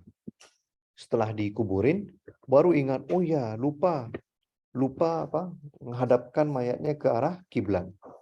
Nah, boleh digali itu kuburan. Lalu walil mali iza dufina ma'ahu. Nah, ini bisa terjadi. Pas ditimbun mayatnya, salah satu orang yang nimbun bilang, "Oh, jam tangan saya tertimbun ya di sana gitu. Atau cincin saya ikut dikubur gitu. Digali lagi itu boleh. Boleh menggali kuburan dengan alasan ada harta yang tertimbun di dalam, atau jam tangan, cincin, kacamata. Lalu ini keadaan yang ya cuman jadi khazanah fikih, tapi bisa nggak ya terjadi, ya nggak tahu, Allah Ta'ala. Walil mar'ati, perempuan iza dufina janinuha ma'aha, perempuan hamil lalu janinnya terkubur, tapi wa amkanat hayatuhu, ada kemungkinan hidup janin itu. Nah, boleh digali. Walaupun kata dokter katanya, ya ini dituliskan, kitab ini ditulis ketika mungkin teknologi kedokteran belum canggih ya. Tapi dokter-dokter bilang nggak mungkin, kalau sudah dikuburkan itu nggak mungkin lagi janinnya masih hidup karena oksigennya udah nggak ada lagi. Jadi, tapi ya sebagai khazanah fikih bisa jadi ada keajaiban yang terjadi gitu ya. Kalau misalnya perempuan hamil meninggal lalu udah dikuburin nih, ternyata oh kan dia hamil, ada nggak itu janinnya masih hidup, nggak digali lagi, nah boleh, walaupun setelah itu diketahui bahwa janinnya sudah meninggal. Wallahu ta'ala a'lam bishawab. Mungkin itu pembahasan kita pada kali ini, selesai masalah sholat. Wallahu ta'ala. Oke, silakan. Baik, Bang Kiram. Untuk sesi tanya jawabnya kira-kira sampai jam berapa, Bang? Boleh sampai jam 10. Siap-siap. Nah, mungkin supaya lebih tertib, nah kita bagi pertanyaannya di 2 tema terkait jenazah dan sholat Jumat tadi ya, terkait khutbah. Nah, kita mulai dulu dari yang masih hangat terkait sholat jenazah dan perjenazahan. Nah, yang mau tanya disilakan. Bang Alwi, silakan Bang. Halo, makasih Uki. Halo Bang Kiran, maaf Bang, izin off cam Bang. Bang mau bertanya, tadi kan dari 4 kondisi dibolehkannya membongkar makam itu tidak ada dituliskan relokasi Bang. Tapi di era modern banyak Bang relokasi makam Bang untuk pembangunan rumah sakit semacamnya. Nah itu untuk fikih kontemporer itu gimana Bang di era sekarang? Makasih Bang. Itu dia Kwi. Ya ala kulli hal ya. Gini, kadang khazanah fikih ini jadi gini, proses bikinlah gambar lah ya, gimana caranya ya. Start. Nah, share lagi ya Safinatul Najah nih. Nah, jadi kadang kita kalau belajar fikih ada yang namanya tasawur dulu, nih istilahnya kita pahami dulu permasalahan fikih gimana, baru setelah itu kita timbang-timbang. Nah, ini yang kedua, timbang-timbang di Al-Qur'an, di sunnah, di kitab-kitab fikih, apa pendapat para ulama. Oke. Nah, kalau di sini kan berarti nggak ada tuh relokasi. Nah, Atau relokasi ini gimana gambaran relokasi? Yaitu memindahkan mayat-mayat dan sebagainya. Lalu kita baca-baca nih di kitab-kitab di Al-Quran, di Sunnah, ada nggak hal-hal yang membahas tentang relokasi? Di kitab fikih, baik kitab fikih Syafi'i, Hanafi, semuanya. Nah, setelah diketahui informasi ini semuanya, nah ini dihitung, dipertimbangkan dengan fikih maqasid, dengan fikih aulawiyat, dengan mana fikih prioritas. Bikin rumah sakit kah atau membiarkan tanah ini jadi kuburan? Atau apa namanya? Tapi di Madinah itu makam baqi itu dia direlokasi itu. Makam baqi itu setelah Anda nggak tahu, lupa, ada pernah dengar 8 tahun setelah wafatnya itu dibongkar lagi kuburan, dikuburkan di tempat lain agar bisa mayat-mayat itu dikuburkan di makam baqi. Kenapa di makam baqi? Agar mendapatkan syafaatnya Rasulullah, karena orang yang dimakamkan di makam baqi itu mendapatkan syafaatnya Rasulullah. Jadi dihitung-hitung ini maqasidnya gimana, aulawiyatnya gimana, muwazanahnya gimana. Mungkin tanah untuk kuburan masih banyak nih, tanah kosong, sedangkan tanah untuk bikin rumah sakit di pusat kota yang aksesnya mungkin untuk mengurangi yang tidak nggak kena macet, lalu jangkauan range-nya di satu kecamatan ini harus ada rumah sakit dan sebagainya, mungkin ya boleh merelokasi kuburan ini. Tapi kalau untuk dasar dulu kita bilang nggak boleh kan. Tapi nanti ya yang bilang boleh dan nggak boleh ini MUI, Komisi Fatwa, dan ya biar mereka yang menanggung dosanya kalau nggak salah, kalau salah gitu. Tapi kalau mereka beristihad, satu dapat pahala, dua dapat pahala, dua kalau benar dua pahala, kalau salah cuman jadi satu pahala. Tapi dosa-dosanya kan ditanggung sama dia. Jadi kalau abang bilang, Alwi, nggak boleh merelokasi kuburan tanpa ada alasan yang 4 tadi. Tapi kalau ada pertimbangan-pertimbangan yang lain, dibolehkan sama MUI dan sebagainya, diotopsi. Nah, otopsi kan belum ada syarat dari Safinatun Najah. Tapi kalau zaman sekarang berarti boleh otopsi juga masuk sebagai boleh menggali kuburannya. Wallahu taala a'lam bishawab. Bang, satu lagi bang. Satu lagi bang. Ini case yang baru Anda temukan sih bang di Jogja. Di sini Anda menemukan banyak pemakaman umum yang bercampur antara Islam dan non Muslim lah bang. Ada salibnya, soal itu. Kalau di fikih gimana bang? Apakah boleh atau tidak bang? Terima kasih bang. Nggak boleh sebenarnya, karena perkuburan umat Islam itu khusus. Dan nggak tahu, Anda belum meneliti dari mana tanah kuburan itu harus tanah wakaf, itu belum tahu juga. Nah, jadi itulah kenapa Muslim itu hak-hak dia jadi Muslim itu kan dia dikuburkan dengan cara Islami, dan dia juga dimakamkan di makam Islam.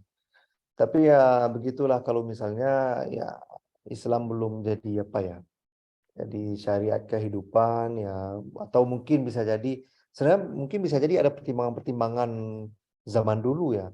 Mungkin karena pengetahuan Islam orang zaman dulu belum tahu, atau mungkin sultan ketika zaman itu belum yang soleh-soleh banget, atau mungkin ya banyak kondisi lah. Atau orang-orang Kristen dulu belum punya tanah, atau dia dulu ditekan secara sosial dan sebagainya. Allah ta'ala alam ya. Jadi aslinya kuburan Muslim itu khusus, nggak boleh ada campuran salib dan sebagainya. Allah ta'ala alam. Gitu. Bang, maksudnya tuh kalau nggak boleh itu apakah ada dalil tertentunya atau gimana bang? Karena kan kalau beberapa orang rasional nih bang mikirnya ya lah kan itu cuma tanah gitu loh, dikuburin dia kayak gitu sih bang. Itu gimana bang? Kalau dalilnya Anda belum tahu sih. Dalilnya belum tahu. Allah ta'ala alam.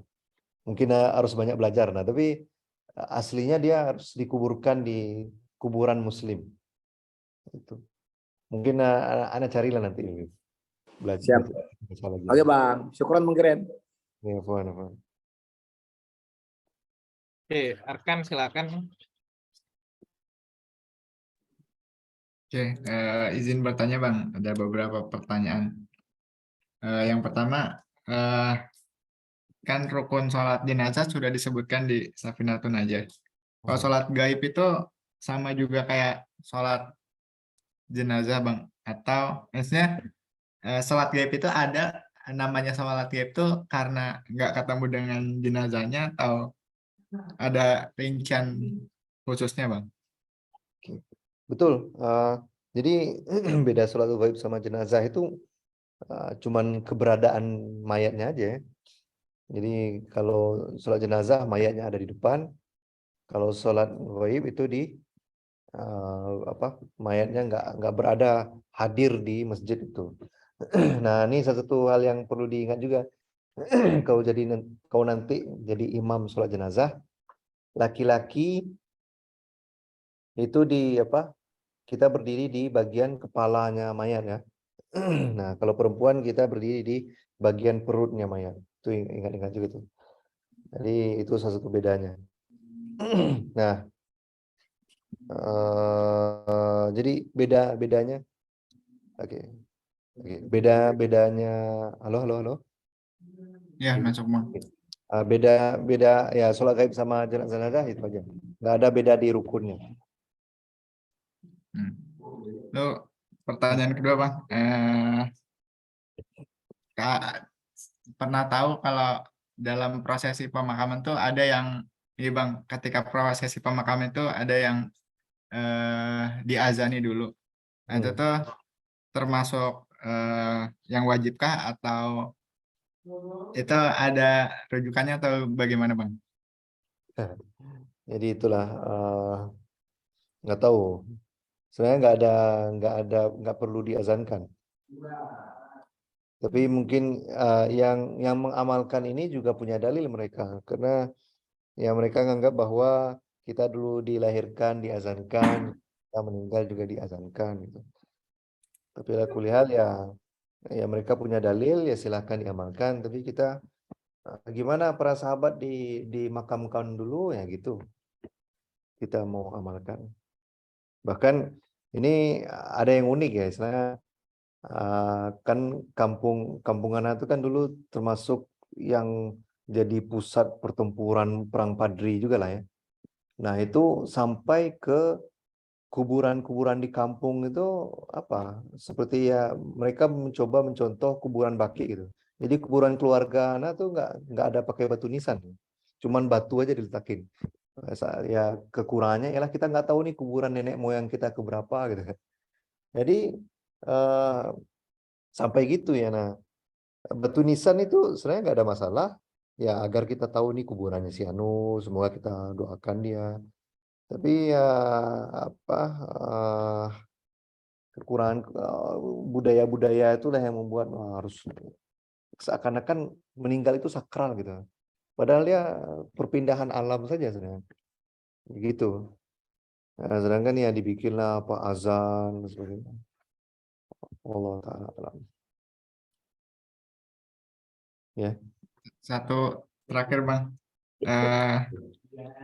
tentang kain kafan Bang. Kain kafan tuh memang harus kain kafan atau seandainya kalau ya suatu kondisi gitu nggak ada terus diganti kain yang lain gitu, itu apakah boleh atau bagaimana Bang?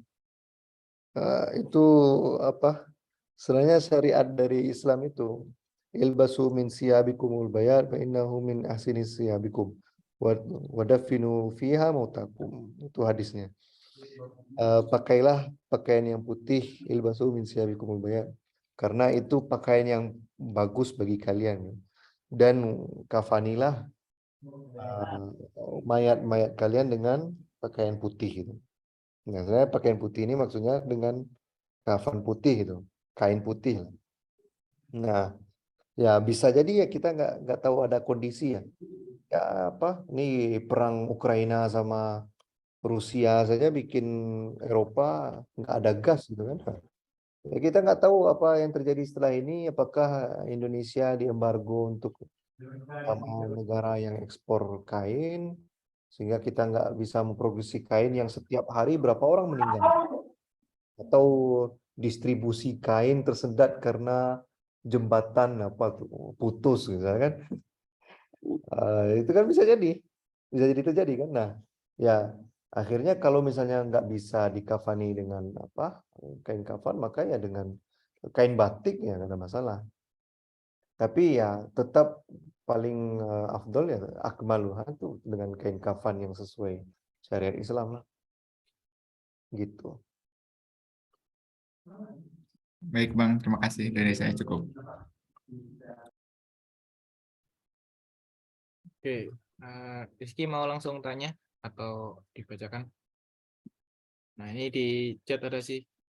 Kita bacakan aja kali ya. Hukum memandikan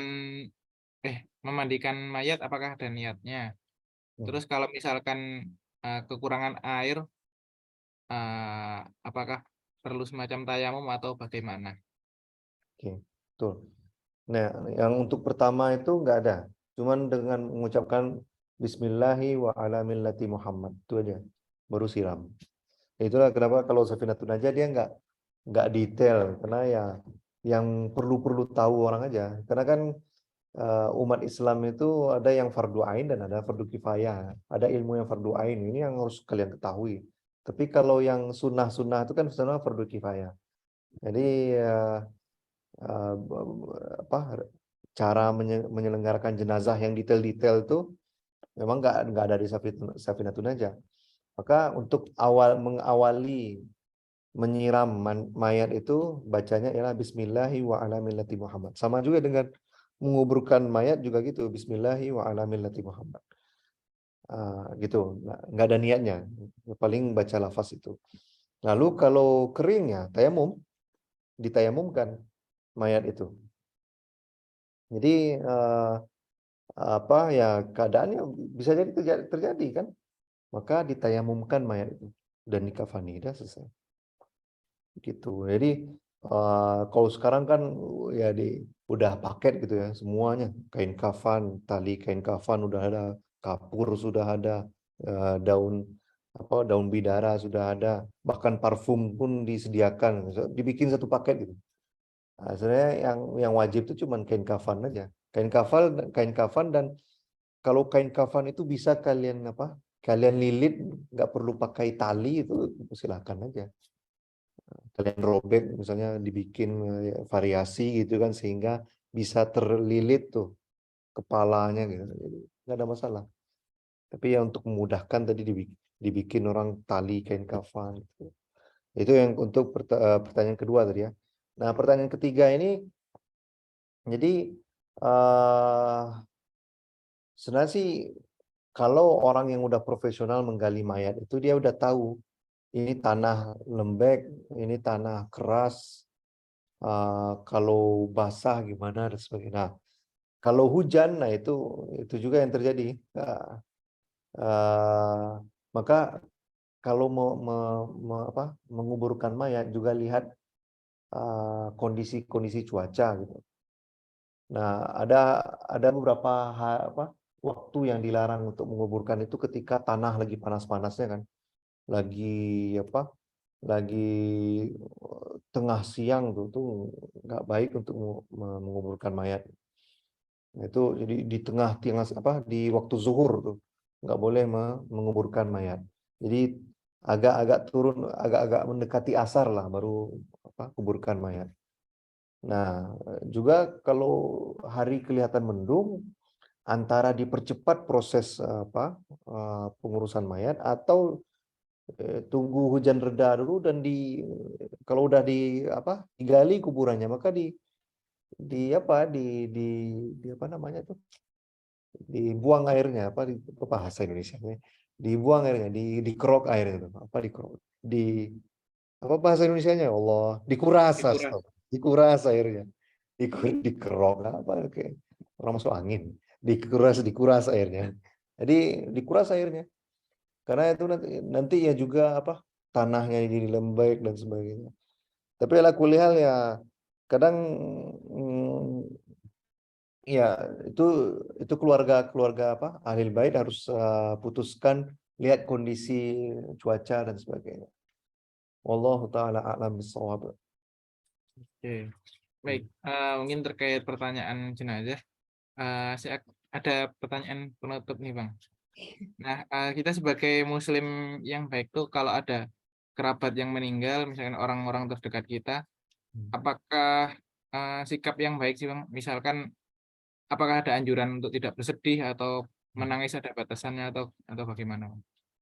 Oke.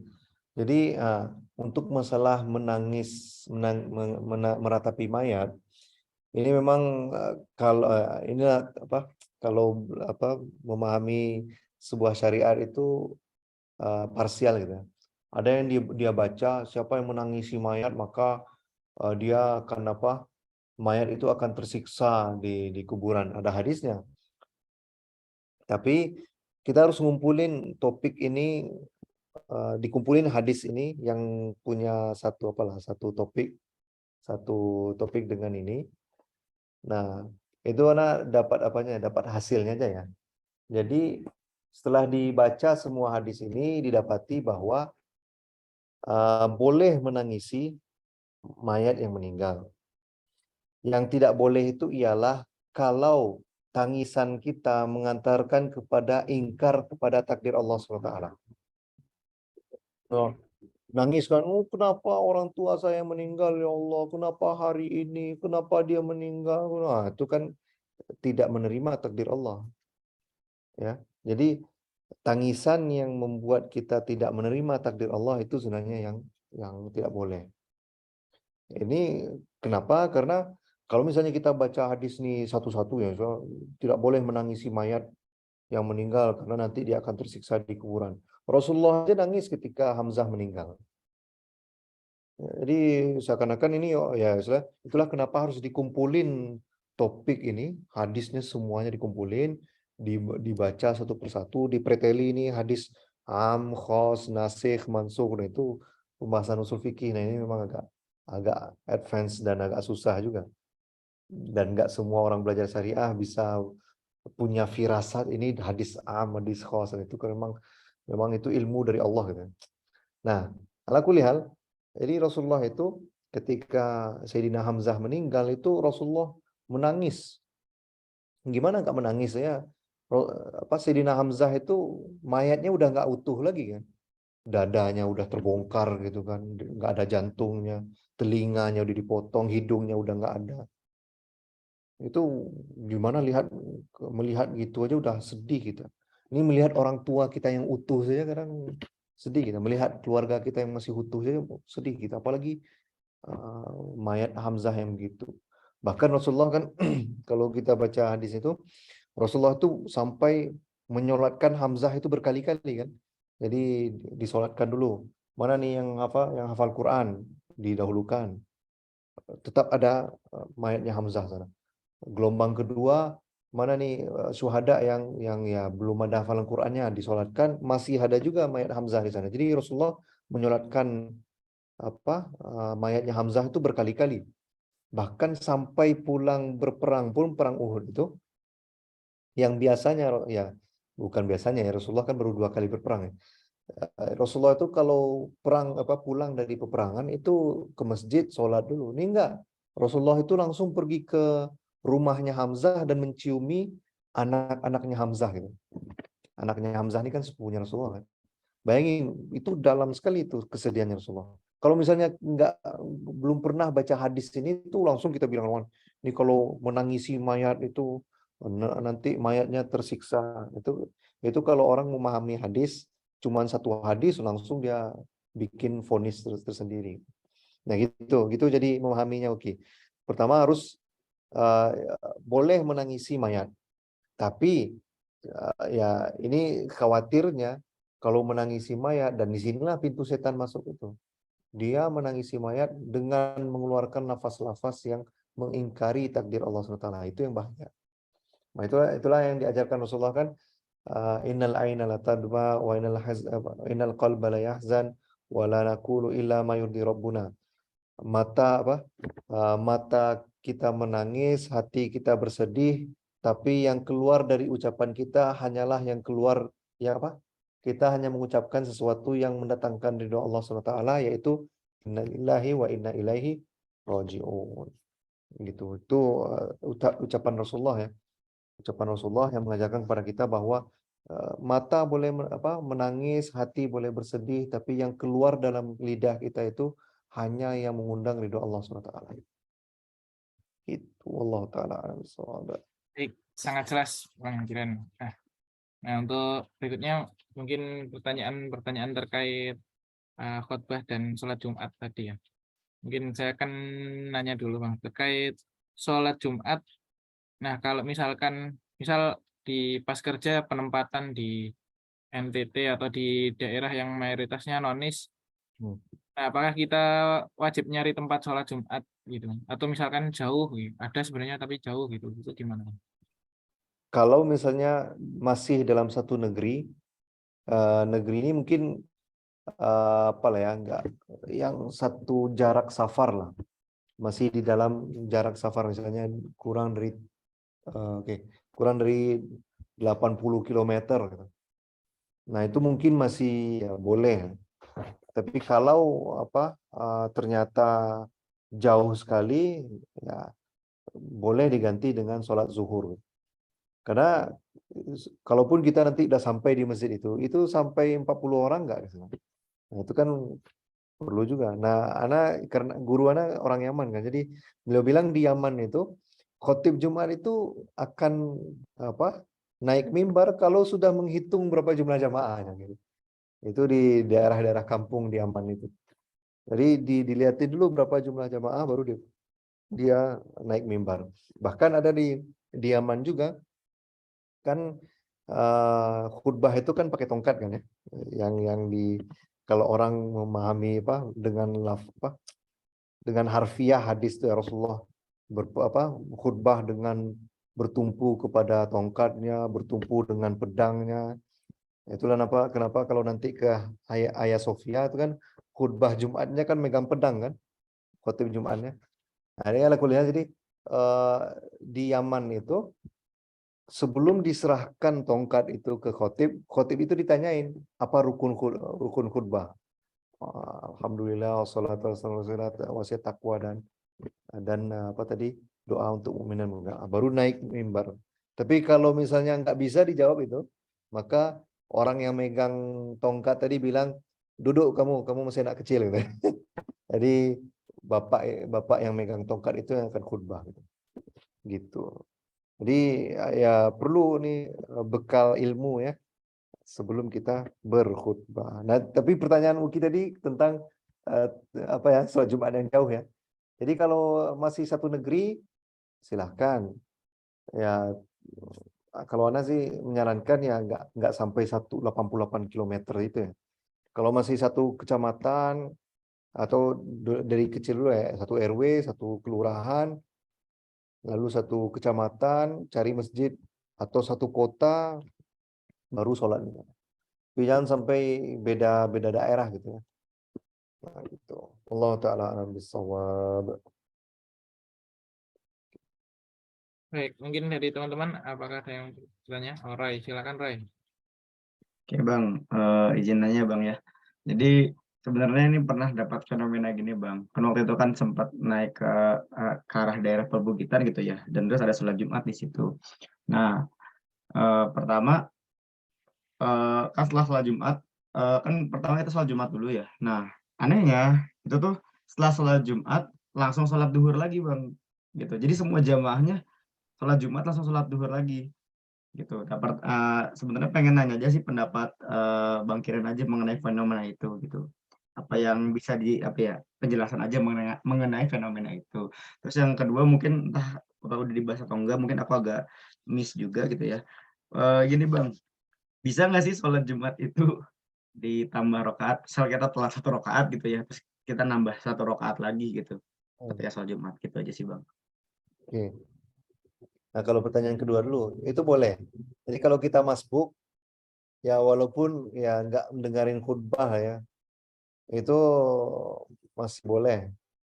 2 rakaat dan masbuk tambah 1 rakaat lagi boleh. Itu ya. Tapi ya jangan sampai segitu bahkan. Bahkan kan perintah kan fas'au ila zikrillah wa zarul bai' kan.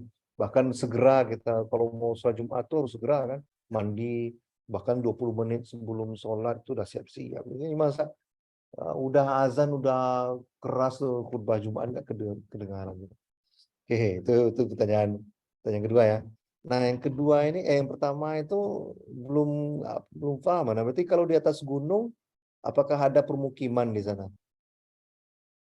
Ada pemukiman nggak di sana?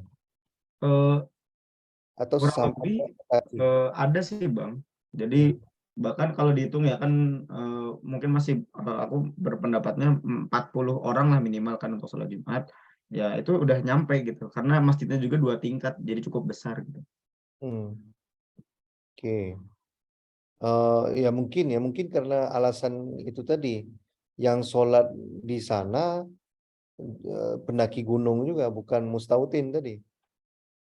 Itulah kenapa mungkin orang masyarakat di sana mengulang sholat Jumatnya lagi, karena secara jumlah mungkin cukup, tapi yang ikut di sini banyak apa ya, apa tuh, orang luar gitu, maka dia ngulang lagi sholat Jumatnya. Atau bisa jadi bukan sholat Jumat, itu tuh sholat apa, rawatib pada sholat gitu, pada sholat rawatib kan, 4 rakaat gitu, bisa jadi itu bukan sholat zuhur, bisa jadi ya, bisa jadi. Allah taala alam bissawab. Perlu ditanya tuh sama orang kampung, itu sholat zuhur atau sholat sunnah 4 rakaat setelah sholat. Gitu. Oke Bang, makasih Bang. Ya, dapat. Oke. Oh ya, Oke, udah jadi. on mic bisa saja Ki.